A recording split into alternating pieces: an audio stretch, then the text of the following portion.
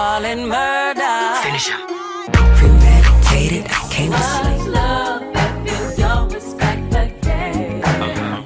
Much love. You could hear the bass line before the beat even dropped. Summer 1995. Car radios rattled windows as a husky contralto promised, "I want a freak in the morning, a freak in the evening." The singer was a 21-year-old from Grand Rapids named Adina Howard, and overnight her platinum debut made her the unapologetic face and body of neo-raunchy R&B. Yet fame that arrives like a lightning strike can disappear just as fast. By the next album cycle, she was blacklisted, her sophomore record buried, and whispers claimed she'd burned every bridge in the business. 29 years later, she's a certified chef, the owner of a boutique wine brand, and a cult icon whose lost music finally surfaced on streaming. So what really happened between that first seismic single and the career cliff that followed? The answers zigzag through label politics, a love triangle with industry royalty, and a woman who refused to hush her own desire. The backstory starts in Western Michigan, where gospel was a family mandate,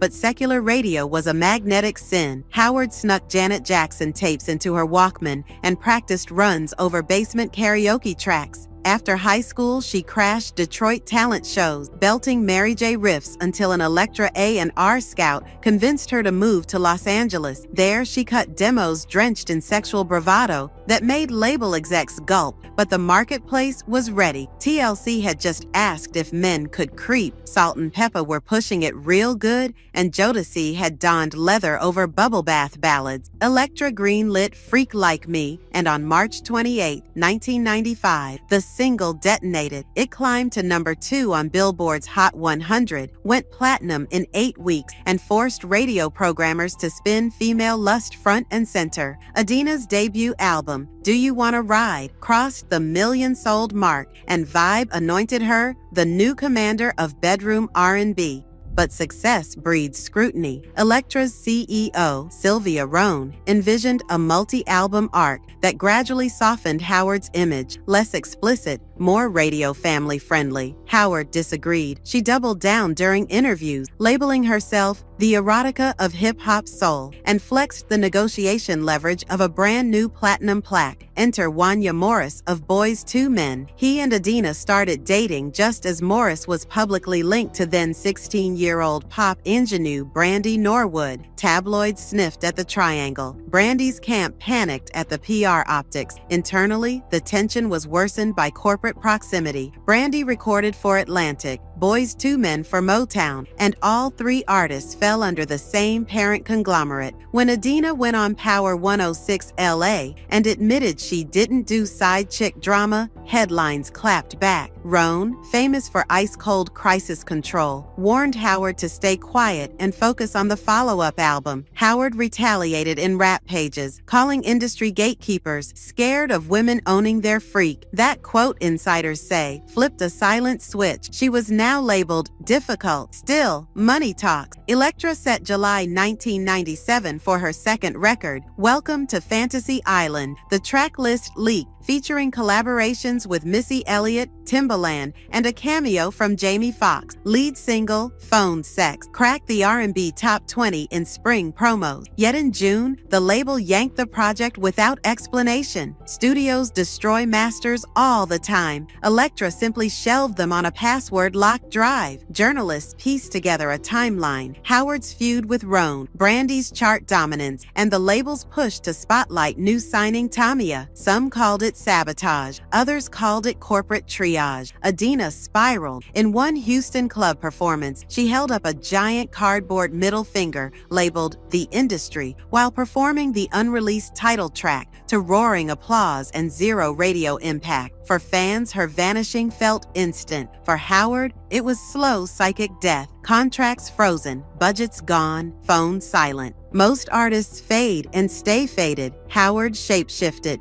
In 2002, she self-financed a small venue tour across the South, selling homemade CDs out of a duffel near merch tables. 2 years later, she dropped indie project The Second Coming, a raw stew of crunk beats and gospel chords that critics praised but distribution doomed. She tried reality TV in 2007. Bet's Icons pilot never aired and fired 2 managers in 12 months. Then, in 2012, while browsing Food Network specials between studio takes, she felt drawn to culinary school. Friends laughed. She enrolled anyway, relocating to Las Vegas and graduating from Le Cordon Bleu with honors. Howard told Consciousness magazine the kitchen saved her sanity, explaining that recipe testing offered a precision music often denied her. The pivot didn't erase her music itch. In 2016, TV One's documentary series Unsung devoted an hour to her cautionary tale. Ratings spiked. She trended on Twitter, and streaming numbers for Freak Like Me surged 300% the following week. On camera, she accepted blame for torpedoing her momentum. "My mouth and the politics clashed," she shrugged, but insisted she had no regrets about protecting her sexual agency. Suddenly, nostalgia cycles collided with a digital age hungry for 90s samples. TikTok creators looped her chorus over makeup tutorial and pole fitness routine, birthing the number Freak Like Me challenge that peaked at 6 million videos in 2021. While kids danced, Howard plotted. She retrieved the long-lost Fantasy Island masters from Elektra's vault thanks to a 2020 Warner Music Catalog audit, negotiating a licensing deal that finally allowed the album's 14 tracks to hit Spotify in May 2021, 24 years late, but charting anew on Apple's R&B list. She partnered with production duo The Alexander Experience and returned to the booth for Edgy Club single Freak in the Morning 2023. A year later, she launched Indelible Wine, a semi-sweet red branded with her silhouette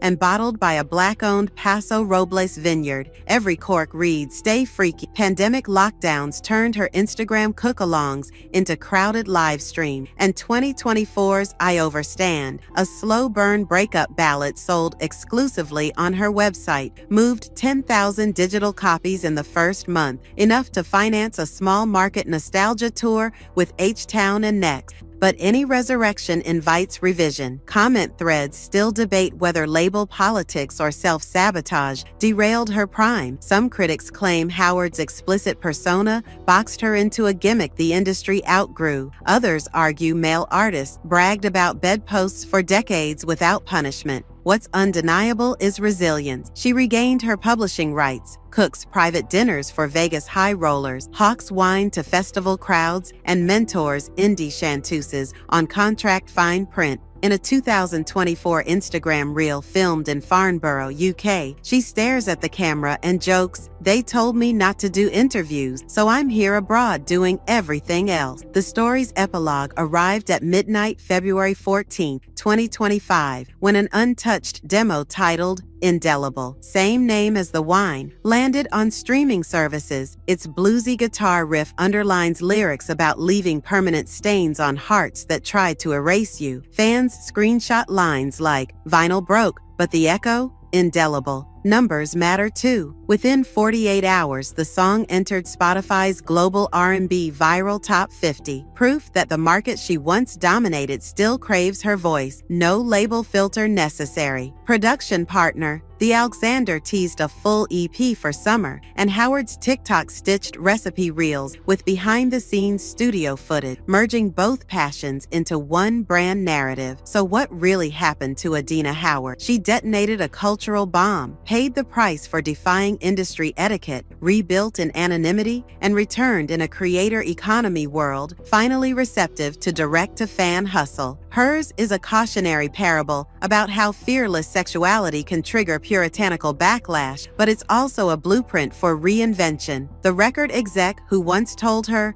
"Tone it down," now watches from retirement as her decades-old single racks up 500 million Spotify streams. Money deposited straight into Howard's LLC, the chef coat, the vineyard, the boutique tours. They aren't consolation prizes. They're evidence she owns every ingredient of her narrative. Ask yourself the closing question she throws at audiences before walking off stage. If freedom costs your first fortune, will you pay it for the next one? Judging by the diamond grin she flashes when fans scream the hook back to her, Adina Howard already knows her answer, and it's as unforgettable as the track that started it all.